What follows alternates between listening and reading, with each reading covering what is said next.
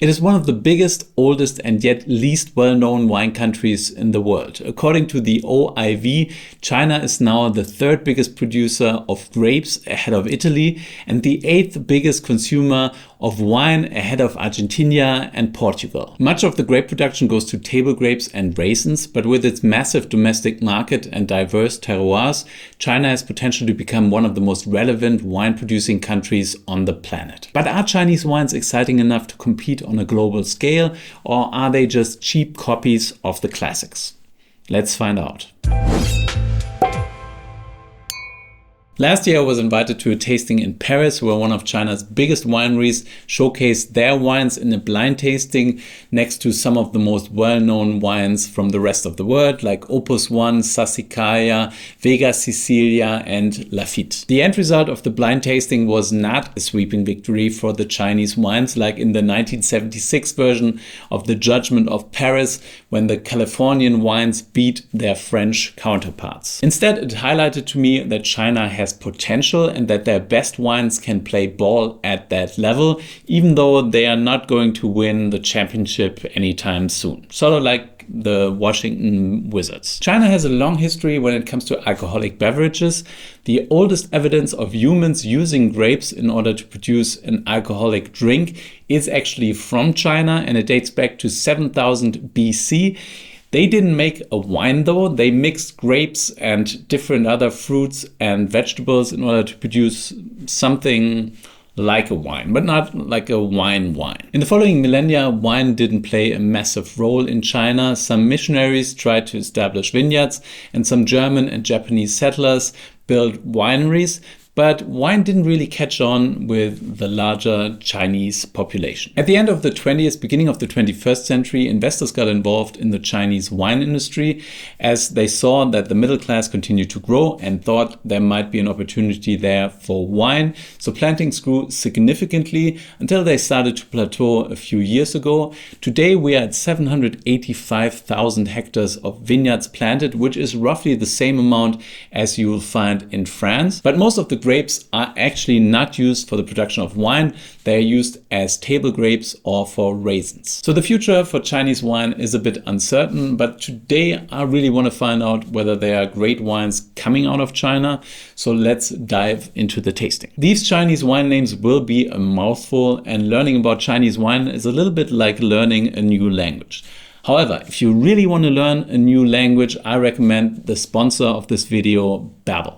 I love to discover new wine regions and off the beaten path producers, but it's difficult to get by with German or English in rural Spain, for example. On top of that, being able to converse with winemakers in their mother tongue opens up doors and makes it easier to gather information. Babbel is one of the top language learning apps in the world, and that is why I started learning Spanish on Babbel in order to be able to talk to winemakers in rural Spain. The app is easy to use, and I quickly learned a few sentences that I can use in order to talk to people that I meet along the wine route, like "Muéstrame dónde están tus mejores vinos." I'm getting there, and Babbel makes the process fun and easy to integrate into my schedule, as I just need my phone and a few minutes per day of study time. So click my link below to take Babbel's quiz and save up to 60% today. Thank you to Babbel for sponsoring this video, and now let's get into the wines. Vámonos. So we're starting off with the 2021 Kanaan Winery Riesling from Ningxia. Ningxia is one of the most well-known wine growing regions in China.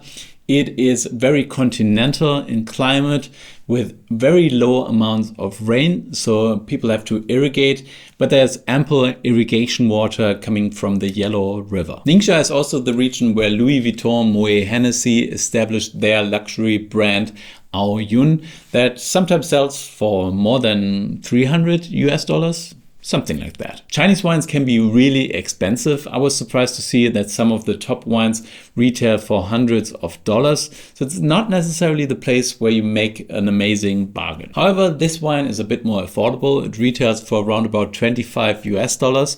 The winery was established by Fang, who studied in Germany and fell in love with Riesling and then moved back to China to establish her winery. So yeah, I guess it's called Kanaan Winery because of the wedding of Cana, you know, the place where Jesus converted water into wine. But that's just a guess. Wang Fang is also known as Crazy Fang for whatever reason. I mean, that's at least what it says on the back label. So maybe this is going to be a completely crazy expression of the grape variety Riesling.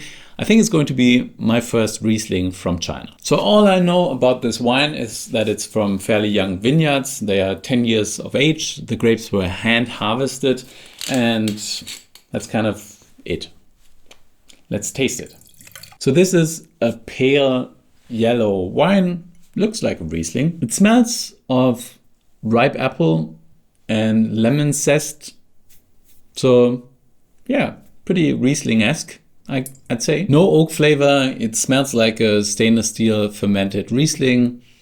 Not all that crazy, just kind of pure and fairly light. Great freshness, really lively, a little bit bitter. The acidity is moderate, I'd say, not very piercing and intense, but yeah, quite light and refreshing. From my limited experience with Chinese wine consumption, I know that they are really into red wines. White wines are less highly regarded, but this is actually a really nice, linear, pure white. Pretty good. So I'm going to rate this 87 points. I think it's a pretty good wine. In a blind tasting, I wouldn't have guessed that it's Chinese, but yeah, it's just kind of fresh, lively, really good. Good stuff. I just noticed that the alcohol on this is actually 14.5%. I think I haven't tasted many Rieslings with 14.5% of alcohol. I think they're probably just a few dozen that I had that were this high in alcohol, and I've tasted a lot of Rieslings. So that's kind of special. That's probably also the reason why it's not really crisp and fresh, not that crisp and fresh, and the acidity is more moderate rather than high. So yeah. So next up, we have the 2021 Silver Heights Chardonnay Reserve, which is also from Ningxia. Silver Heights was established in 2007 by Gao Lin and his daughter Gao Huan. Gao Lin was involved in viticulture since the 1990s, and Gao Huan studied in Bordeaux and worked at Chateau Calon-Ségur. The winery manages 70 hectares of vineyards, and they started farming their vineyards biodynamically. They focus on the classic French grape varieties, Cabernet Sauvignon, Merlot, and Chardonnay. They also work with Riesling, Sauvignon Blanc, and Gewürztraminer. Their soils are really sandy and poor in nutrients. The grapes are hand harvested, and the wine is aged in new barriques for 8 months. So this is probably going to be quite oaky. So,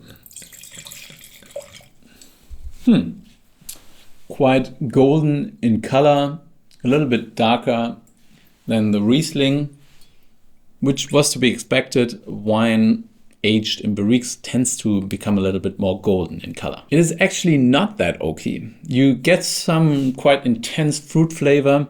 So there's pear, a little bit of mango, slightly exotic fruit flavors, but there's also fine oak aroma. So it smells a little bit of toasted bread, a little bit nutty, but not overpowering. Yeah, on the palate it also shows good concentration, a slight bitterness, a little bit of grip, but yeah, overall it's pretty good. It lacks a little bit of intensity of flavor, of depth. This was actually rated 92 points, I think, on robertparker.com, and I don't think it has the complexity for a rating like that. I think it's well made, but a little bit boring. I'm going to rate this 85 points. I think it is a good wine, but it lacks the intensity, complexity, depth that I would need in order to score it much higher than that. I think, yeah, well made, but not amazing. So next up, we have the Greatwall Chinese red wine dry, no vintage on the label. This is actually a classic coming out of China, not in a good way necessarily, but this is produced in large quantities and it's fairly widely available. Leon selected the red wine, but I realized that I still have a bottle of the white Greatwall. So I'm going to taste that first and then we are getting into the red. Look at this beautiful paper. They actually all come wrapped in paper, which must be quite difficult considering that this is probably produced in quantities of millions of bottles a year. But anyways, come on. Packaging is everything, you know. This actually might be a really old bottle. I don't really know when I got it, and I realized that I'm not going to drink it just for fun. So I might just open it for this video then. Greatwall Wines comes with the tagline, a name you can trust, whatever that actually means. I mean, of course you can trust the name, but you can trust it to deliver bad quality or good quality. Trying to be unbiased here. Okay, so here we go. Doesn't look oxidized, at least. It's a little golden in color, but yeah, it looks okay. Oh, this is bad. I'm pretty sure I've tasted Greatwall wines before on this channel, and the experience just never. It was never really pleasant, and this is no exception. This smells slightly nutty, oxidized, bruised apple, or rotten apple. Yeah, no. On the palate, it's pretty much the same. Just almost threw up there. No, it's just yeah, it just doesn't taste good. All right, 50 points. Well done, Greatwall. You did it again. But maybe the red version is better. Let's find out. So the first bottle of Greatwall wine was produced in 1983. The winery is state-owned and it's located, or the main winery is located near to the Great Wall of China, hence the name. So I think the company actually has the beautiful name COFCO. So quite pretty. Let's dive in. It was quite difficult to find a lot of information on the winemaking here. I'm guessing that it's a pretty large-scale blend of different grape varieties, whatever they can find basically, but I don't know. I don't know. So the color looks fine. It's dark purple. Interesting. I think the last time I tasted a Greatwall red, it was actually really spicy and weird, but this smells like a normal generic red wine. I don't know whether I should be happy about that or not, but yeah, this could just be like a generic red from the south of France or from Spain. It tastes of blackberries, a little bit of cherry flavor on the palate. It's actually quite juicy, low tannins, low acidity. It's okay. But then again, it would be nice if the wine had more identity, more character. This could really just be from anywhere. Yeah, I think I'm just going to rate this 70 points. I don't know whether it's because I just tasted this disgusting mess or whether this is actually decent wine, but yeah, it's okay. So next up, we have two wines from Changyu Moser, which is a joint venture between Chinese alcoholic beverages giant Changyu and Austrian winemaker Lenz Moser. Chateau Changyu claims to be the oldest winery in China, established in 1892. They now operate 8 wineries across China and are amongst the biggest producers of wine in China. Lenz Moser is running his family estate in Austria in the 5th generation. So we're starting off with the 2021 Changyu Moser 15 from the Helan mountain range in Ningxia. This is a pure Cabernet Sauvignon from younger vines, and I'm a bit confused because I think I read that Lenz Moser has been around for 5 generations, but here it says 15 generations, and I'm guessing 15 behind Moser here is also a reference to the number of generations, so I don't really know what is correct, but anyways, so this is more of an entry-level wine, retailing for $15 US. So let's see. I've actually tasted a few of their wines, and there are some really great wines coming out of this joint venture. So I'm looking forward to tasting this. So it's my understanding that Cabernet Sauvignon is very popular in China just because Bordeaux is sort of looked at as the pinnacle of wine. In that culture, it used to be at least. And I'm not really sure whether Cabernet actually grows very well in China. I mean, Cabernet grows in many different places, but I kind of sometimes have the feeling that they pick Cabernet as it's a brand. It's well known. People know that Cabernet stands for quality. This is actually quite a step up from the Greatwall. This has really precise and beautiful fruit flavor. You get a little bit of blackcurrant flavors. There's a little bit of red currants as well, blackberries. So quite a lot of fruit aroma, a little bit of herbaceousness as well, sort of like blackcurrant leaf or slightly tobacco-y flavors. So it's actually quite interesting. On the palate, it sort of has these really charcoaly tannins. So they are a little bit harsh, a little bit too grippy, a little bit too bitter. And I noticed that in quite a lot of Chinese red wines, they tend to be a little harsh oftentimes on the palate. I don't know whether that's because this is something the Chinese are looking for in a red wine, but for me personally, this is a bit too much. Now there's more and more pepperiness, spice coming out. So yeah, it's a complex wine, and it actually has quite a lot of character that I would associate with Chinese wine, whereas the previous wine was just a normal red wine, just no terroir there really. And this has a little bit more typicity. This also has this flavor of cold pipe. You know, my father used to smoke pipe, and I sometimes smelled them, and they kind of have this charred flavor, dusty charred flavor, which is interesting, but not necessarily beautiful. Okay, I'm going to rate this 85 points. I think it is a really interesting wine. The tannins are a bit too much for my taste, but then again, it is complex and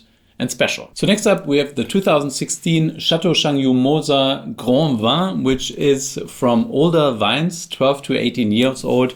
So not really old wines. This is also pure Cabernet Sauvignon aged in barriques. This retails for around about $60 US. So it's actually not cheap at all. And that's kind of my problem with some of those higher end Chinese wines.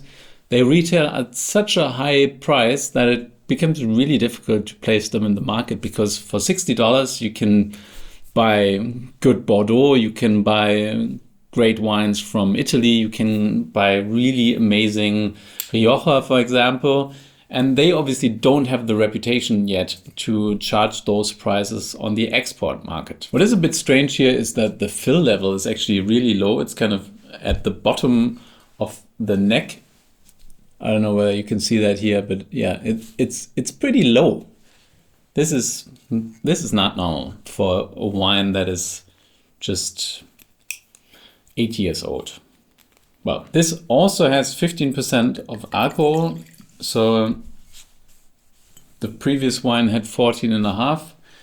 So it seems like they like their wines a little bit more bulky. Interesting. This is also a little too brown in color, I think. It is purple at the core, but towards the rim it's already browning quite a bit, which I'd say is a bit early for wine that is 8 years old, but maybe. I mean, the nose is still fine. There's bright fruit character. It smells of cassis, prunes, a little bit of spice, roasted notes, a little bit of toasted wood. So it's actually quite complex and interesting. On the palate, this has a rounder structure, so the tannins are less aggressive, a little bit more.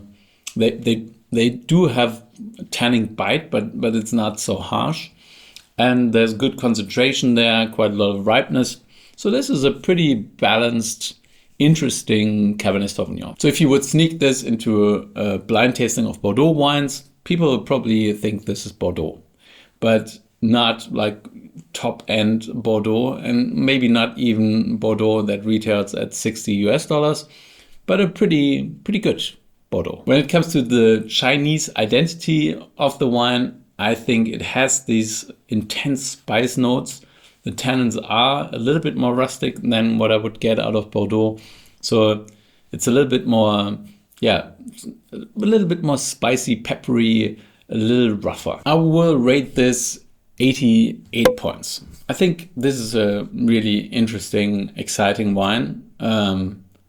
A good representation, I guess, of China, but not necessarily like an extraordinarily beautiful red. The last one of the tasting is the 2019 Kanaan Winery Crazy Fang. And this is also from Ningxia, and it's 15.5% of alcohol, so a big wine. I have contradicting information on the blend of this wine. This is either a pure Cabernet Sauvignon or a blend of Cabernet and Merlot. The back label doesn't really help me much, so yeah. But the winery's website said this is a Cabernet Sauvignon Merlot blend, so I'm guessing they know what they put in there. The vines for this wine are rather young, around 10 years old, and they use new but larger oak barrels for the maturation of the wine. This, of course, is a slightly strange bottle shape for a Bordeaux blend. Usually they are in those Bordeaux bottles with higher shoulders. This would be normally the bottle that you'd use for a Pinot, but anyways, doesn't change the quality of the wine. So this is extremely dark, really dark and concentrated purple. The nose is quite concentrated and rich. So you have like crème de cassis flavor, dark fruit, blackberries, blackberry conserve. So it's really in your face, dense, concentrated, and reminds me a little bit of Napa Cabernet. But yeah, it's well made. It's quite, there's less of that spice note, but also in the back, you also have these spice, peppery notes coming through. On the palate, this is extremely rich. The tannins are polished, and the finish is quite long. This is a delicious wine, but really hedonistic, very concentrated, quite alcoholic, but the alcohol is balanced. I mean, it's well integrated. It doesn't stand out. Yeah, this really feels like Napa for me, like a classic Napa Cabernet. A really good wine, but it doesn't have this Chinese, doesn't showcase the Chineseness of the wine, but it's really well made. On the downside, it is also really expensive. This cost $150, which is a lot of money for a wine that most people probably have never heard of, but the quality is very good. I'm going to rate this 92 points, a delicious red, really beautifully polished, quite interesting, maybe not the most characterful wine, but it certainly shows that China is able to produce amazing, beautiful, complex wines. You gotta remember that 50, 60 years ago, people were laughing about the wines coming out of California or Australia, and now they're really part of the worldwide wine scene. And the same thing might happen for Chinese wines. The quality definitely can be there. Some of the better examples were really interesting. The price-quality ratio is still a little bit tricky for a country that isn't really known for its wines internationally. But I think over time this might change, and there might be more of a mid-section to the Chinese wine industry of wines that are really interesting but also affordable. My favorites of the tasting were the first and the last, the Riesling and the Cabernet Sauvignon from Crazy Fang. Really interesting wines, but the Changyu Moser wines also really showed quite a lot of potential. So I'm looking forward to tasting more Chinese wines in the future. So thank you for watching. I hope you enjoyed this video. If you did, then please like it down there. Subscribe to my channel if you haven't done so already. My question of the day is, have you ever tasted Chinese wines? Did you like them or not? Let me know down below. Thank you to Babbel for sponsoring this video. Click the link in the description in order to check them out. And whatever you do, stay thirsty.